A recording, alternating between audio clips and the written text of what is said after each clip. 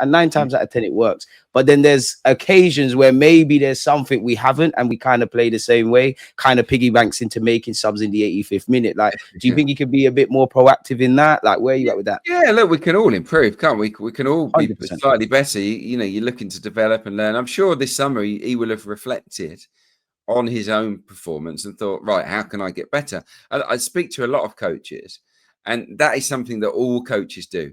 They spend time just analysing themselves, because you have to, because the season, I talked about the season being hectic for me. God knows what it's like for Mikel Arteta, so it's really, really hard. So he would have hopefully, and I'm sure he would have thought about it and thought, well, how can I get better? Can I develop a different shape for different scenarios? Could we try out a double pivot midfield sometimes and have a number 10 that roams left and right equally? Can we go direct a little bit more? Can we play on the counter a little bit more and more effectively? I think if we sign a quick striker, we certainly can do that. Possibilities are endless then. Yeah. Could we sometimes start a match with a back three, just to catch someone on the hop? Or can we flip to that during the game? Because obviously when we got the ball, often we do have a back three. We're back three anyways, yeah. Yeah, exactly. So I'm not hung up on formations, but, in matches where we unexpectedly trail, we've gone behind to, I don't know who. We've gone behind to West Ham. Okay. And that happened last year. Yeah, literally good example. And the year before, as it happens, can we go, Bosh, let's take off a defender, go to a back three, you Saka down one side as a wing back, so-and-so is down the other as another wing back, and get an extra body in and around the centre forward. Yeah, can we go and play two up front sometimes, just to disrupt the opposition, especially when we're playing against teams with a back three or a back five? Can we go with two strikers? I think these are all things that we should look to implement, because the 4-3-3 or 4-1-4-1, whatever way you want to look at it, we are maybe easy to plan against, because what we're going to do. We're so good, but we're so good that teams really can't often still stop us. But I think a little bit of variety maybe is something that the manager could add to his armory, and I'm pretty confident that he will want to do that, because he's evolved every year. Well, this year more. He's a bright guy. Showing progress in that. He loves it. He absolutely loves football. He loves coaching. He loves tactics. You got to be crazy to be a manager, really. Yeah, exactly. It's just he probably just hasn't had time. But maybe this summer, with no major tournament, he's had a bit more time, to plan and to work things out. And I'm quite excited about that. And obviously with the coaches going, Carlos Cuesta, I'm guessing, yeah, we will miss him. He was young. I'm sure the players loved him, but I see it as a positive, because I think whoever comes in, and I'm guessing they will replace him, whoever comes in is a fresh voice with fresh ideas who can challenge the manager and just say, hang on, have you thought about this? Have you thought about that? And I think that different lenses. Definitely think that's really important. I think that's a good way of looking at it. I don't know when that will happen. I'm sure it will be a carefully kind of progress thing. It doesn't surprise me, because the squad and the coaching staff have been together for a while. And, where you touched on Carlos Cuesta, Arteta probably sees himself in that, he's been a good ally, but he wants to step out in his own rank and do his thing. And there's a couple of ex-Arsenal kind of alumni, as you say, in Serie A. So we hope one of them could win it, as dreamy as that would be.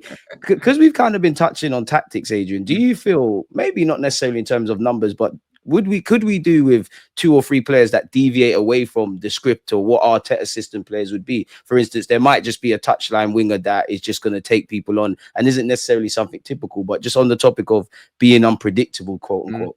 Yeah, I think you need lots of different types of players, don't you? So yeah, you've got all they're all technically. I don't know. I think we've got a pretty good blend, actually.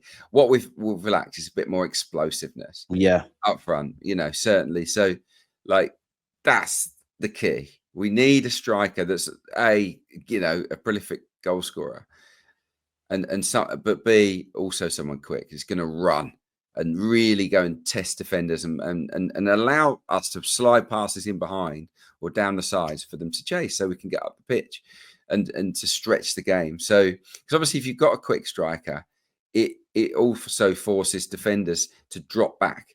So You don't want to get in a race. And well, yeah, because like if they hold a high line against us when we got Kai Havertz up front, it's less risky than if we've got, you know, a quicker guy. And, you know, Seshko and Gyokeres and Ekitike, they're all quicker.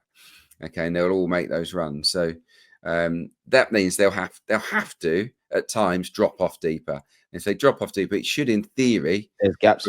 create a little bit more space for us to go and play and hurt them. So, yeah, I do think, as I said earlier, an overlapping left back, a buccaneering left back, is kind of a little bit of a gap for us.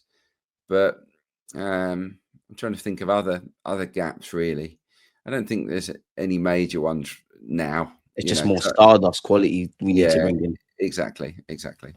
I don't think you're wrong. You're kind of the best person to have here because you obviously do a lot of analysis.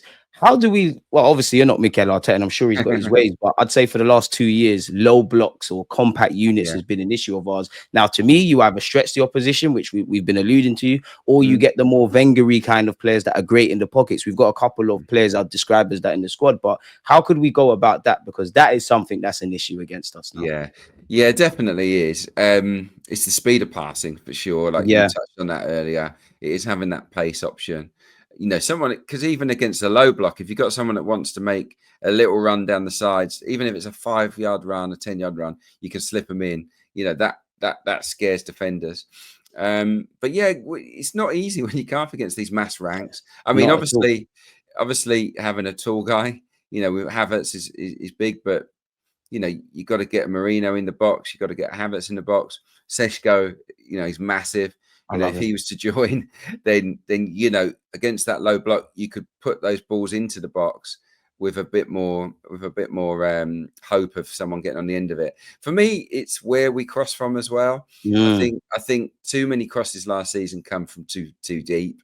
That's what I'm talking about with explosiveness. Okay, that speed to go beyond the last man.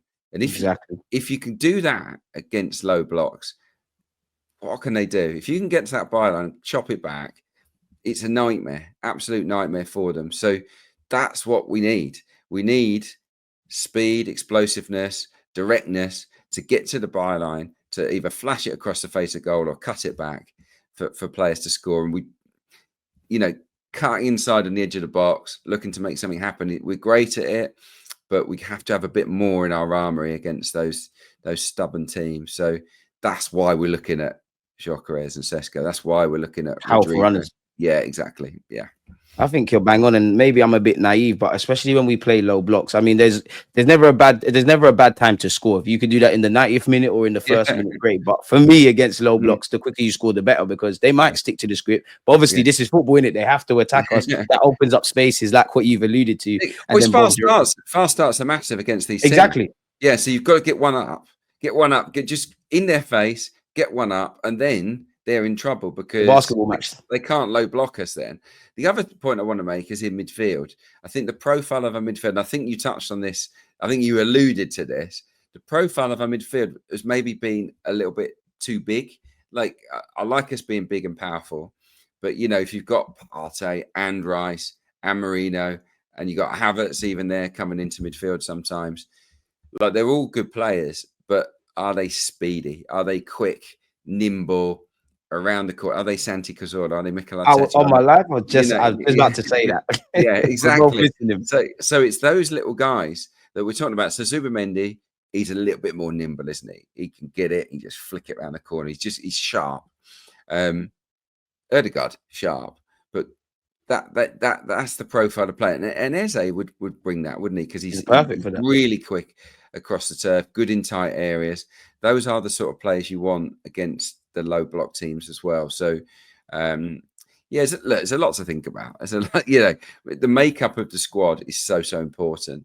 Could we do with that? One more player that's really sharp and nimble? Yeah, absolutely. Yeah. Do you feel then, yeah, like because obviously you obviously know, like everybody, Partey's going now, Norgard's coming, Zubamendi's here. I actually think Zubamendi's going to be quite exciting. I know he's a six, and in that regard, it's very different. But you can see how Partey's out, Zubamendi obviously comes in. I Mm. know him and Declan Rice are not the same, but just off the basis of when Rice came in, he was known as a world-class six. He's more doing all phases of midfield now. I think we're going to see a lot of that in Zubamendi. But then I Mm. thought with Partey obviously leaving and Norgard coming in, and I look at the fact that we've got Marino, Rice, Zubamendi, and actually Kai Havertz as well, and others. Do you think there's scope then to maybe have pivoted away and go towards like an 8, like maybe Manchester City's Rangers in terms of the profile, or as you said, Santi? Like, is that a skill shortage Yeah, potentially? I mean, yeah, it's a different profile, isn't it? Yeah, I think that Norgard really is more of a replacement for Jorginho, isn't he? Yeah, He's squad more of a filler. backup, but he's more mobile than Jorginho. He's got good legs, even though he's in his 30s. He's very energetic, and he'll put a lot more pressure on. He'll probably be better without the ball than Jorginho. And in a good team like ours, I think he'll show himself on the ball as well. I think he'll be neat and It's tidy, gonna and happen. yeah, exactly. So yeah, I can see the reasoning behind bringing him in. I can. Yeah, look, as I said earlier, like I'd like us to just try different shapes at times and go with a 4-2-3-1 sometimes, or go for a 4-4-2. Where you stick two up top. What about Havertz and Gyökeres, or Havertz and Seshko? If Erdegaard for whatever reason's unavailable, he needs a rest or he's injured, could we try that with a Rice and Zubamendi in midfield? That would be pretty exciting, with Havertz maybe dropping in off the front to lead play. He is a willing runner, Havertz. Yeah, that's what I mean. But Havertz can also drop in and play as a 10, because I think if you to ask him what his position is, and don't think anyone really knows.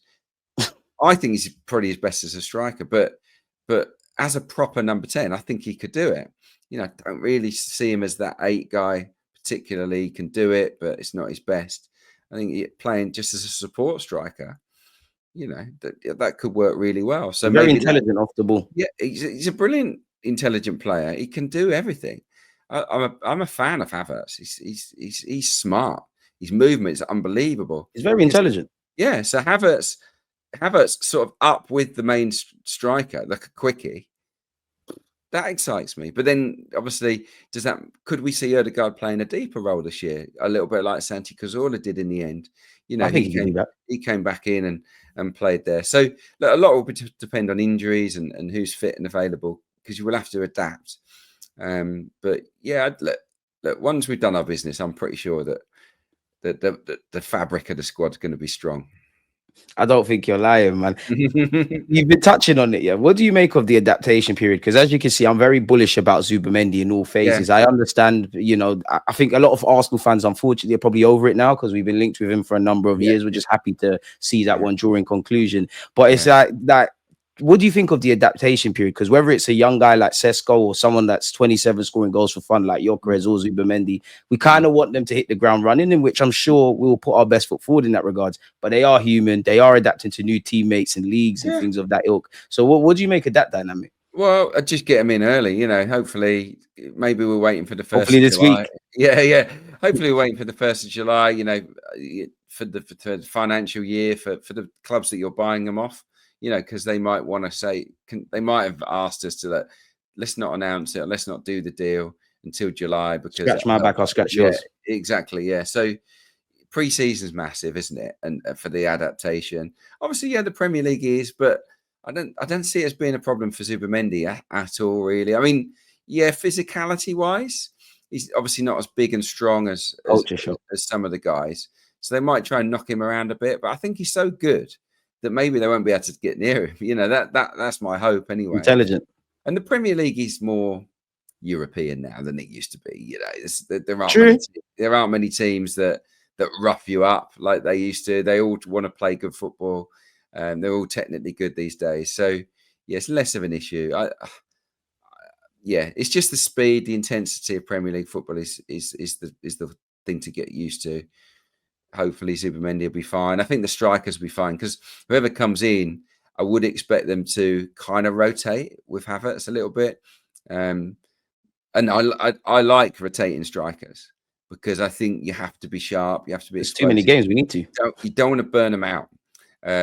So I don't think whoever we sign, whether it's for 50 million, 80 million, 100 million, you don't have to play them every game from the start. You can, have one on the bench that comes on and finishes a game and have one start. That's how you're going to hopefully conserve the minutes this season. For me, this summer is about beefing up the numbers, obviously with good Which we quality. seem to be doing. Yeah, exactly. Beefing up the numbers so that Mikel can go on the hour. Bosh.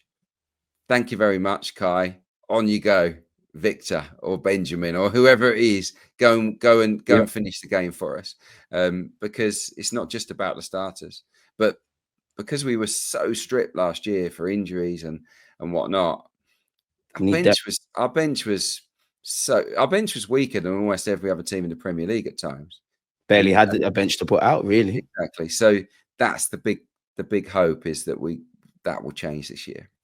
I mean, we've been talking about strikers, so I've got to ask you. Obviously, we are at the point as Arsenal fans where I think we can recognize, in the modern day, strikers are not just standing in the opposition box and bagging. You're almost the first defender. You got to pull to the channels, as you said. You got to drop deep. I always describe it as a sacrificial lamb. I think it's almost an impossible job. We want you to score goals, and you have to, but then you have to drag defenders with you to allow Saka and to a degree Martinelli and Trossard to benefit. But I think a lot of go on.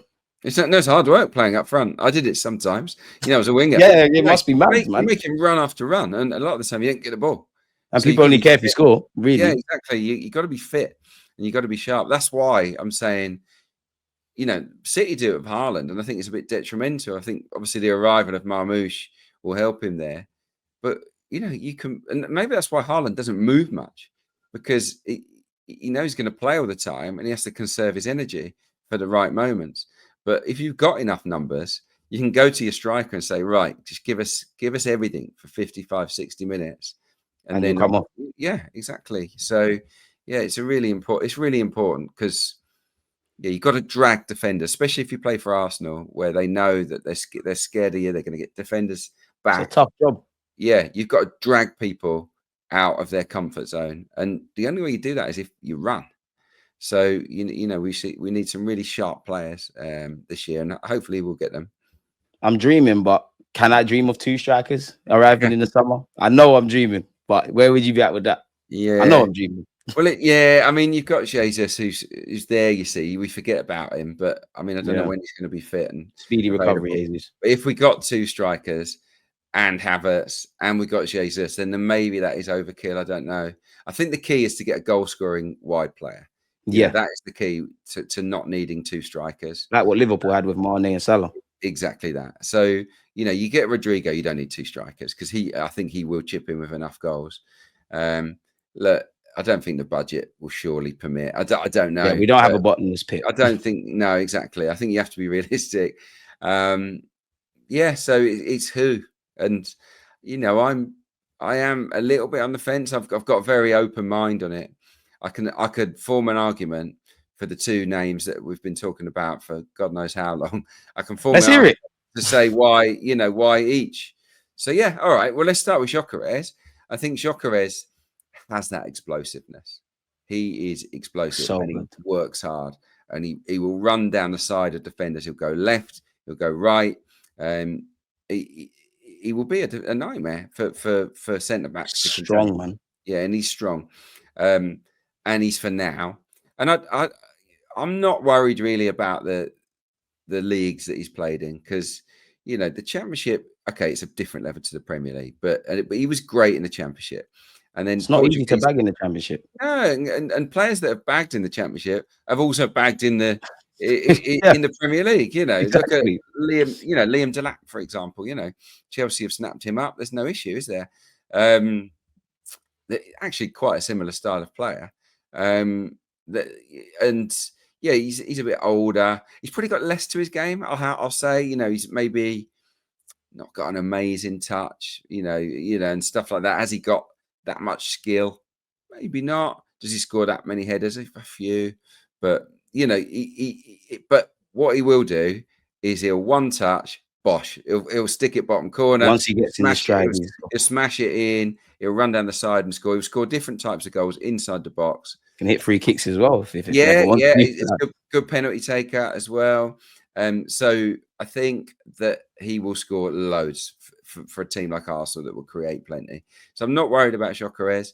Seshko, I don't know if he'll score quite as many goals at the start as Gyokeres, but he is a better all-round player. He'll offer you a bit. He's got a bit more finesse about him. You know, he has got the touch. He has got the skill. He'll maybe score different types of goals, more spectacular goals from outside the box. He'll have more of an aerial threat. Probably not quite as explosive as Gyokeres because he's a bigger guy, but he's still quick enough to run in behind. He definitely They is. both got the physical qualities to thrive in this league. Yeah, exactly. So it's a pickup. He's younger, which is obviously an upside.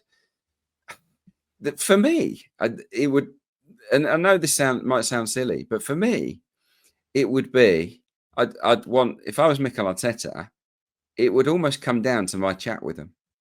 It would almost come down to that. I see why you say that. It would be, I like you both. You know, he's not going to sit in the same room with them, clearly, but he's going to have a chat with them, I would imagine. And it would be who wants it more? Who really, really wants to come and play for the Arsenal? Who really can't wait to be a teammate of Saka and Ødegaard? You know, who is a student of the game? Who is hungriest to win trophies? You know, who does he think is the bit more of a winner out of these guys? It would almost come down to personality for me between the two, because I think both have got the traits to be huge success stories at Arsenal. But it's the mental side of it for me. And that is down to Arteta and Berta, who are talking to the agents, to the players themselves. They're the ones that are having that relationship. They've got to suss it out and decide which character will fit in best with the boys. Which character is the hungriest to deliver and succeed. And you know, whoever that is, I hope we go and get them.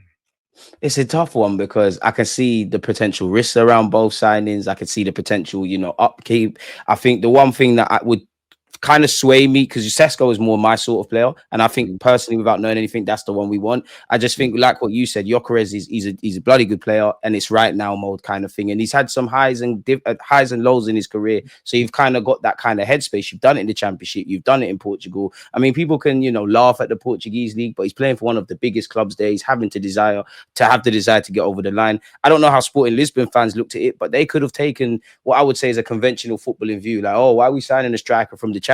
So he's having to kind of prove them wrong. It's now or never. Like, I know people talk about 27 like you're 97 years of age, but within these 5 years, you've got to kind of succeed. So it's a sweet gig.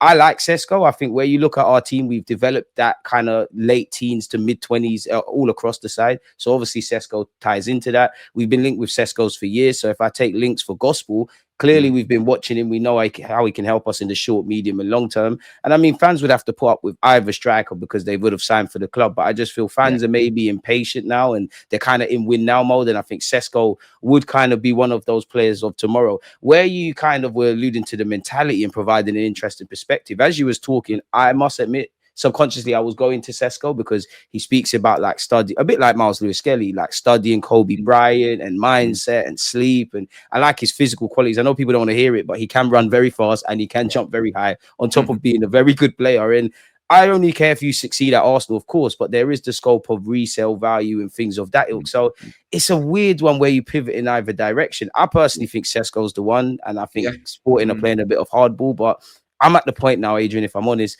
just sign a striker. Whether it's either one, just sign a striker. We'll dissect all the stuff after. Man.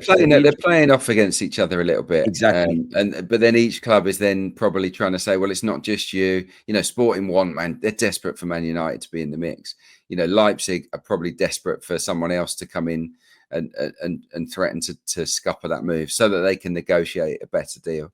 I think Berta's trying to play them off against one another. You know, maybe the Ekitike rumours are just even that one. That's another one.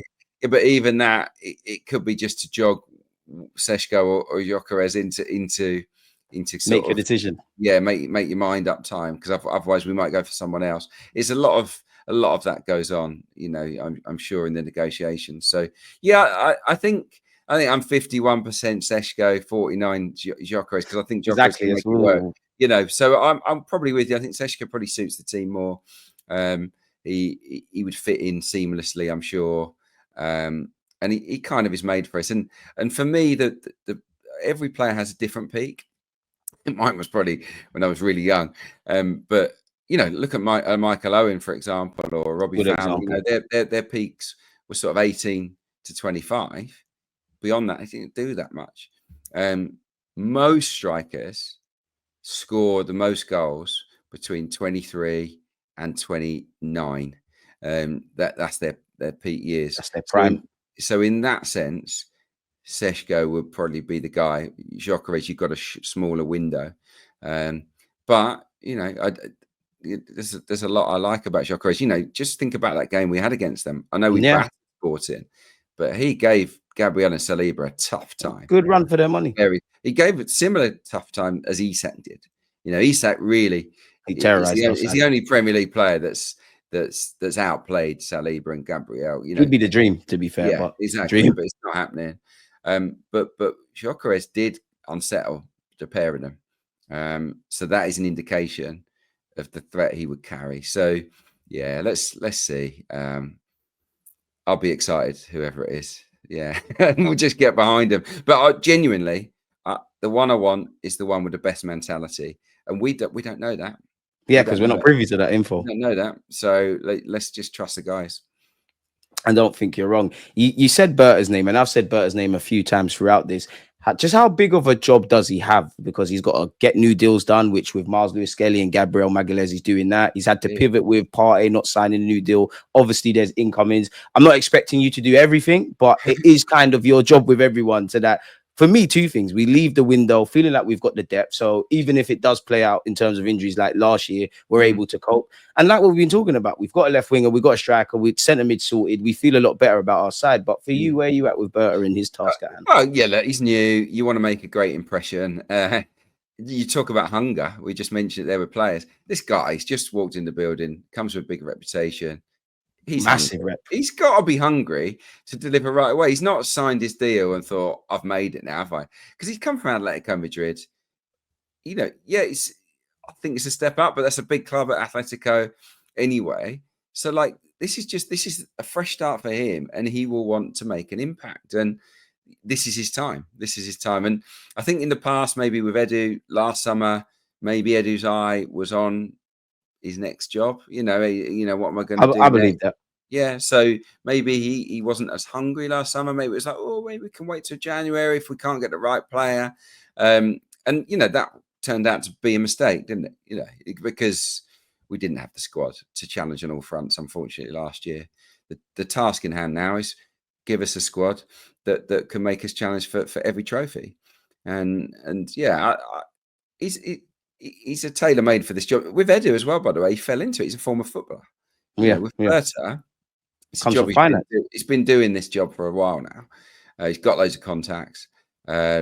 He's no doubt a good negotiator. You don't get to the tough negotiator if you're not. So yeah, I'm very confident that we will. We'll look at the lack of business we've done in January, the last few years. I think he needs to get the squad in shape for a whole season at the end of August. None of this. Oh, let's see how it's going in January. No, this is because we never do anything in January, and it's hard, as we know. So this is the squad for the moment, the whole season. So let's not knock the can down the road and say, look, in 6 months we'll reassess and maybe we'll get that guy then. No, let's get them now.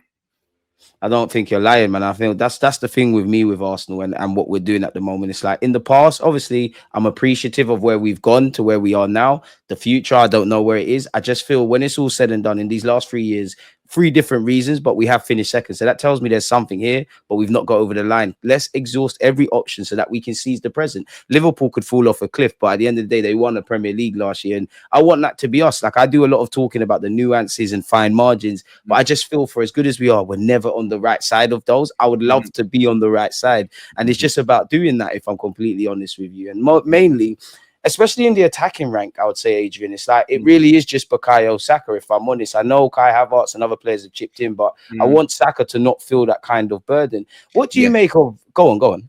No, I was just going to say, I said this on the handbrake off recently to the guys on there, but the point is quite valid. How many of our squads would list scoring goals as their best attribute? Saka really at a No, push. no, that's not even his. He's probably more of a creator. Like their best. Yeah. What are you best at? What are you Ooh, best at? How many would say finishing? I don't know. I'd probably force it and say Wanyeri and Trossard, but I don't think they have the bodies of I work. think Trossard's the one. He's the only one Yeah, that it's could probably just probably him. say, "Yeah, I think my best attribute is my finishing." Like because Saka's got so That's a much more. good Havertz, comment. you wouldn't say Havertz has got it. You know that none Yeah, of no, them. you're right. So I can't think of so one that's why we've got to bring in probably two people that will say, "Yeah, finishing." that can get us double figures. So the striker, I think either of those would say, "Yeah, finishing's my attribute." That's a good Rodrigo point. might say, I'm a great finisher." I Good mean, point. he's obviously a good dribbler as well, but he's got the speed, but he is a very very good finisher as well. So, um, that that you need more than one guy, and Trossard, let's be honest, probably isn't in the starting 11 if everyone's fit. So none of your starting 11 would list finishing as their So how do you strong expect to point. win games, really, So, when you put it like that? yeah, It's so crazy. so so Salah would, Haaland Yeah, would. So we need at least one in the team that that would. can be of that Um, same ilk. yeah, exactly. So yeah, I that's don't why think it's so that's a important. good point, Adrian. Mm, mm. I'm still trying to think. Yeah, no, you're bang on. It's probably Trossard. A push. Yeah, yeah. That's why we got you on the Oh, platform. That's a very good way of putting it, man. Oh wow. What do you make of Miles Lewis Skelly and Wanyeri next season? Because I admittedly I don't know where Lewis Skelly ends up long term, and I don't really care if you're going to be the left back. Great. If you could go into centre mid and do both, great. I'm just happy that you're here and you're doing everything you need to do.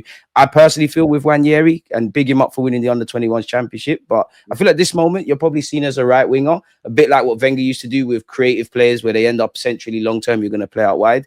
I think he needs to get up to speed with what Mikel Arteta demands from Odegaard in that role, and then maybe Bob's his uncle. I don't know, maybe long-term left eight, but where do you see them lot ending up? And how do you see next season potentially panning out for them? Yeah, they've had a great meteoric rise, the pair of them. It's been amazing. Crazy.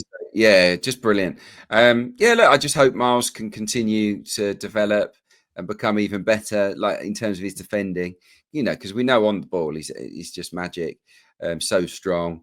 But just improve that decision making. Maybe less fouls, less sort of yellow card moments. That's what he Yep. needs to be careful of. But yeah, he's a fantastic player. Love him, love his character. So yeah, I think you'll go from strength to strength, probably at left back, but he's going to spend a lot of time in central midfield. But it's a card that he can play. At any time. If Norgard's injured, if we get him, if Zubimendi's injured, we'll just go and stick Miles there. We've seen him. We saw Mikel try it a couple of times towards the end of games last year. He could absolutely do it. One area for me, in my opinion, he is competing with Odegaard rather than Saka, just because I don't think he has quite that explosive speed yet to go past people on the outside. He can do it, More of but a cuter player. I want him in goal scoring positions. Where you just in and around the D, where you can just bend one in the That left bottom foot is corner, quality. or slip someone into the box. I think he could maybe pressurize Odegaard for starts, but he's got to obviously get back to the form we saw. Before sort of March time. I think he did tail off towards the end of last When he got season. that run in the team, like Yeah, around Brighton away, but it that kind was of thing. like he can definitely be Saka's backup, but I think his skill set is better suited to being central. Is my honest opinion. I'll I tell you, think, once said he could be a striker, which I don't know if he'll end up there, but it's food for thought with him. yeah. Well, he can finish, can't he? There's no doubt about that. That So wonderful left foot. yeah, I want him infield is my honest opinion, and I don't worry about him with work rate. His numbers are pretty good on pressing and stuff like that. He will graft for the team. He's been brought up at Hale End. You don't get through to the first team if you're a One of the luxury best player. academies in Europe, or the Yeah, world, maybe. exactly. You don't get to the team unless you work really hard. So yeah, they're both going to be special players. Potentially they could both be in the World Cup squad for next summer. You know, I You're think so close, Ethan, to going with getting called up for Tuchel I squad. think he was unlucky, and he was also unlucky in the 21s. I found it hard to believe, to be honest, that he wasn't in the starting 11. Join the club. Yeah, Yep. I thought that was, you know, it's hard to criticise the manager when they've just won it.